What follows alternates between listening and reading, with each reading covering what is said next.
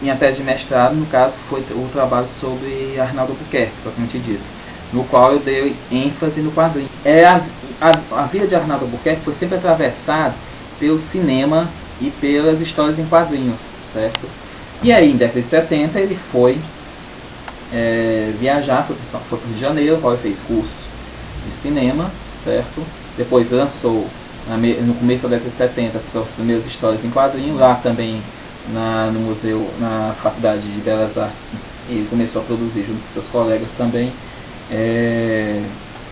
revistas em quadrinho, filme Super 8, certo? Ele teve, na mesma década de 70, ele ministrou curso no MAN sobre edição de cinema, certo? E voltando em Teresina, ele começou a movimentar as produções Super 8, ele participou também da criação do Grama. As 2 edições do Grama teve a editoração dele, a qual a professora Heloísa Buarque, ela considera que o Grama foi o primeiro jornal mimeografado eletrônico do país, certo? Segundo o próprio Arnaldo também. E por que Arnaldo Buquerque é interessante? Porque Arnaldo Buquerque, ele não procura trabalhar uma contracultura das formas hegemônicas que se estuda a contracultural dos seus objetos de contracultura. Por que eu digo isso? Porque ele se posiciona à margem da margem. Eu considero o trabalho do Arnaldo Buquerque. Por que a margem da margem? Ele é o marginal do marginal. Se você era marginal, você tinha os meios a qual você vai expressar o seu pensamento, a sua arte. E o quadrinho, ele era mal visto.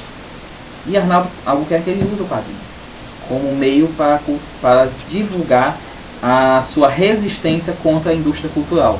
Então o que é que ele faz? Ele faz quase que o extremo da metalinguagem.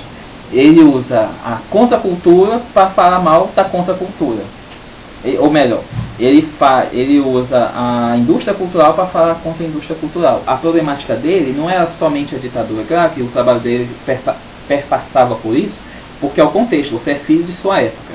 Todo artista é filho de sua época, certo? O que acontece?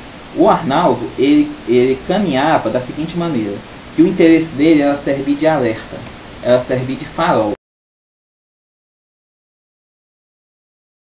Enquanto que Torquato Neto, ele tinha uma construção pessimista, vamos dizer, do significado da vida e do seu contexto propriamente dito, e ele se construía através de um devir, ou seja, de uma promessa que ele tinha, que o mundo imaginário e proposto a ele se materializaria. Bom, já Arnaldo Buquerque, ele procura o quê? Ele procura servir de professor, de alerta, de farol. Ele não está querendo construir um mundo interno dele e materializar no presente. Ele está querendo servir e dizer o seguinte, de alerta. Olha, moçada, está acontecendo, abram os olhos, movimente-se. E aí ele usa um fio condutor. Que fio de condutor é esse? É o terror, é a chacota, é a desconstrução, é o escárnio, para você poder descredibilizar as mitologias da indústria cultural. E aí ele usa, vamos dizer assim, como bode expiatório, o super-herói americano, Capitão América e outros, para poder quebrar esse mito e entrar em contrapartida com a significação da credibilidade do povo. E o trabalho, enquanto que o trabalho do Arnaldo Buquerque é puramente cotidiano, mesmo quando as histórias são de ficção científica, a construção dele é cotidiano. E é um cotidiano ativo para uma transformação. E aí, aonde entra um fio condutor dessa produção cultural dele? O humor, certo? E é sempre uma pessoa, um sujeito em comum, que ele sempre coloca. Que sujeito em comum é esse? Ele pressupõe que esse sujeito é o sujeito ordinário.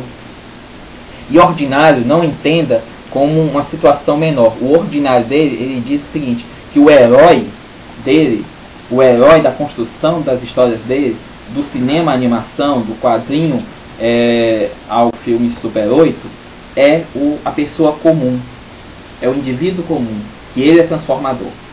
Essa é a proposta do Arnaldo. Você pode transformar você agindo em seu cotidiano. E a mensagem dele não é uma mensagem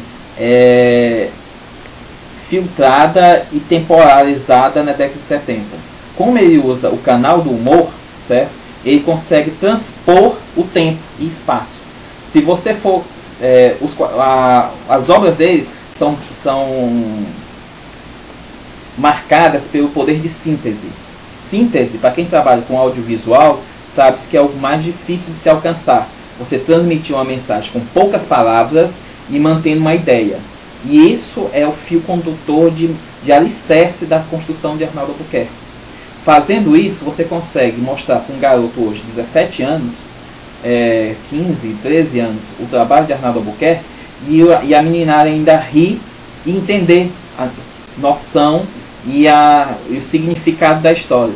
Só isso já mantém o meu argumento, que o trabalho dele não está marcado somente em ser uma obra da década de 70.